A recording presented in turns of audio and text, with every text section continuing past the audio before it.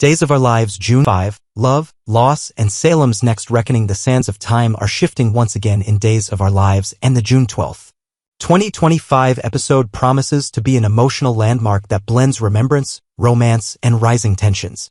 Salem is grieving, reuniting, and bracing itself for fresh betrayals, and through it all, a handful of familiar faces are navigating personal reckonings and emotional crossroads. This isn't just another Thursday in Salem. It's a pivotal turning point.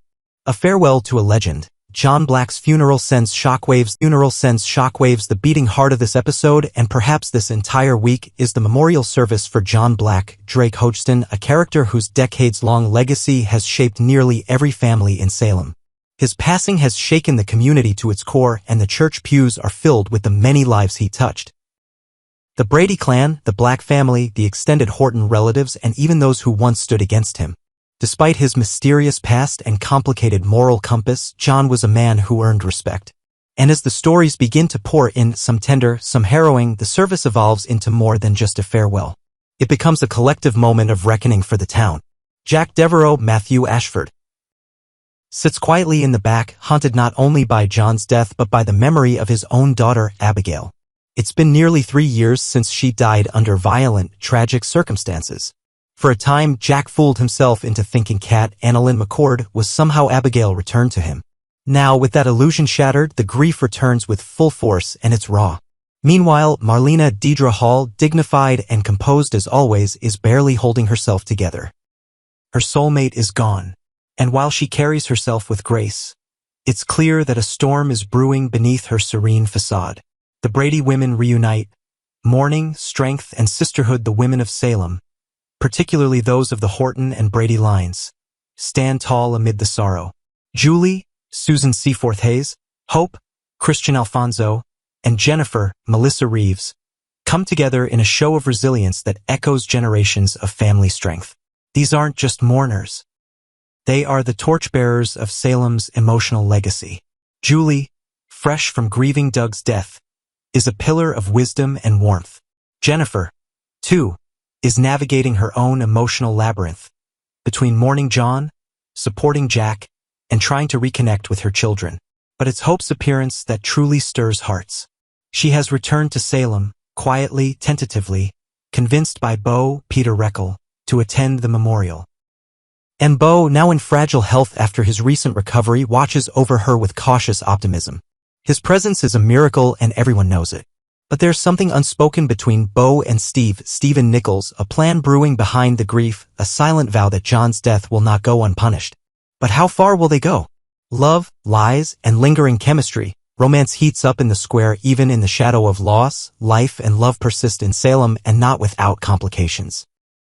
Sean Brady, Brandon Beamer, finds himself making amends to Jada Elliott Cantu following a period of emotional distance and deception. While he claimed he was off work to care for his ailing father, the truth was more complicated, and Jada has every right to feel betrayed. In an attempt to make things right, Sean seeks her out for an honest conversation. But nothing in Salem happens in a vacuum. As fate would have it, Belle, Martha Madison, enters the town square just as Sean and Jada talk. The awkwardness is immediate and electric. When Belle and Sean share a hug, E.J. DiMera, Dan Feuerriegel, walks by and doesn't hesitate to insert himself. Ever the master of calculated drama, EJ senses the unresolved tension and decides to fan the flames. That's not the only confrontation EJ finds himself in.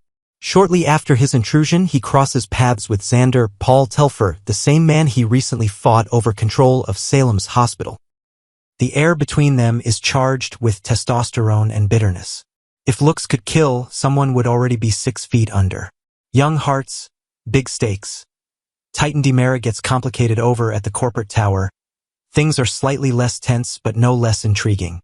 Alex Kyriakis, Robert Scott Wilson, and Stephanie Johnson, Abigail Klein, enjoy a rare, sweet moment, far removed from the chaos.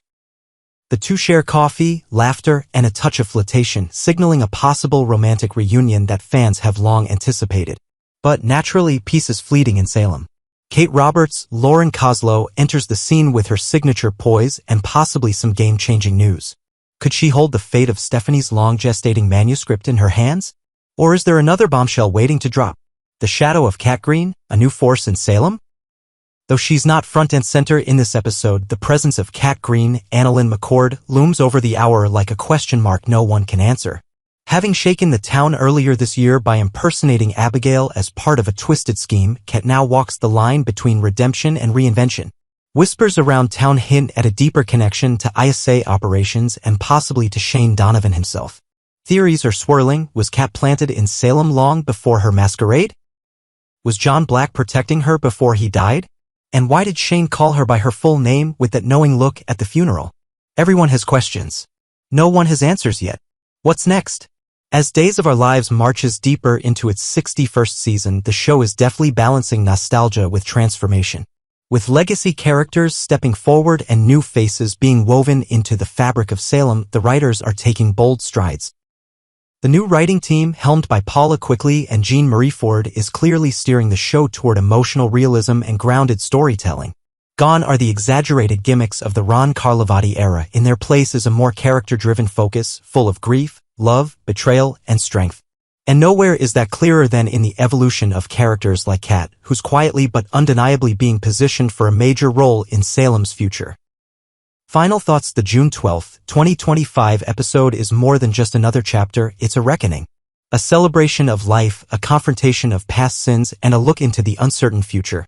Next, Then and Now, a bittersweet reunion. Bo and Marlena's painful, powerful return to each other on Days of Our Lives. There are certain moments in television that transcend the screen, moments that reach deep into the hearts of viewers, stirring memories, emotions, and a profound sense of connection. For fans of Days of Our Lives, especially those who have followed the show for decades, one of those moments has just arrived.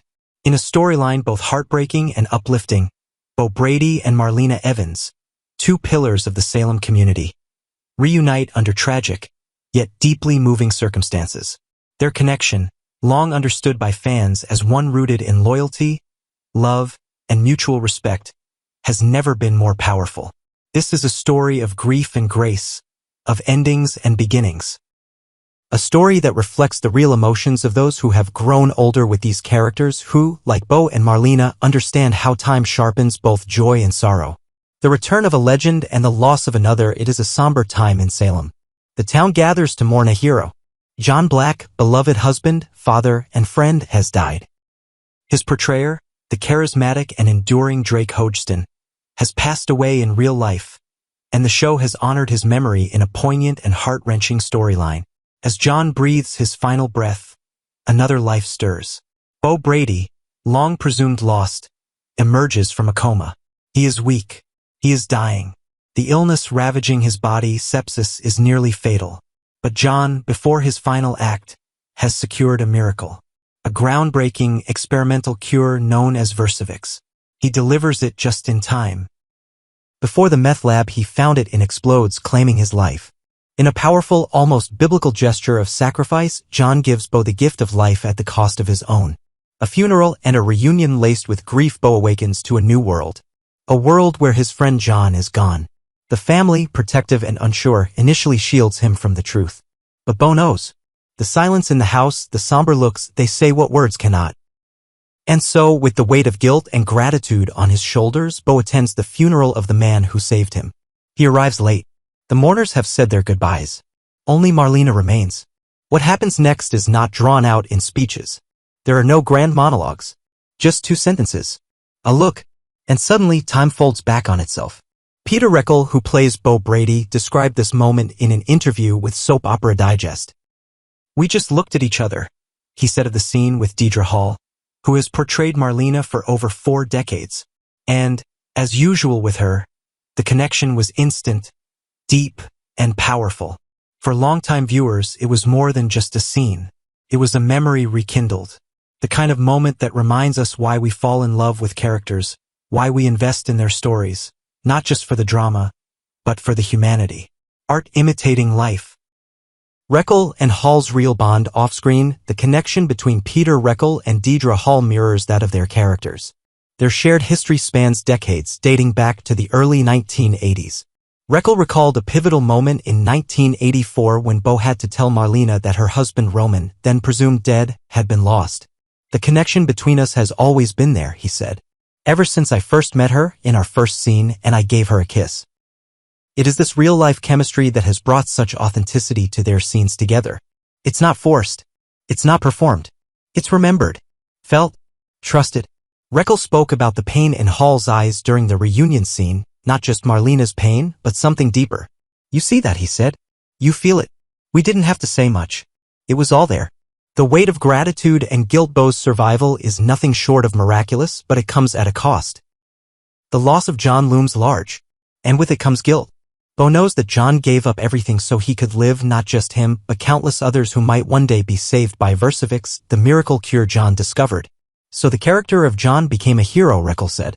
I think the writers did a good job of that. Beau's return is not triumphant.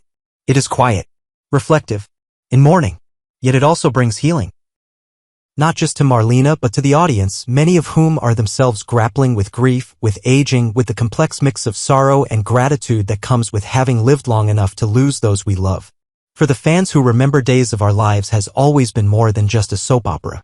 It's a ritual, a daily companion, a window into a world that, while full of melodrama and mayhem, has always reflected deeper truths about life and love. This latest chapter, this reunion of Beau and Marlena, offers a profound meditation on friendship, sacrifice, and the ties that bind us even across decades and death. For those over 65 for whom these characters have been part of the rhythm of life for so many years, this storyline resonates in ways that go beyond entertainment. It's a reminder of enduring friendships, of second chances, of saying goodbye, and of the power of simply looking someone in the eye and sharing a moment of real, unspoken understanding. In a world that moves so fast, these stories slow us down. They remind us of who we were and who we still are. A final look as Beau and Marlena stood together, not needing words. The scene captured something rare, emotional honesty. It was a tribute to everything Days has been and a quiet promise of what it can still be. Because even in a fictional town like Salem, grief is real. Friendship is real. And love, especially the kind that spans decades, is the most real thing of all. So we watch. We remember. And we grieve and rejoice with them.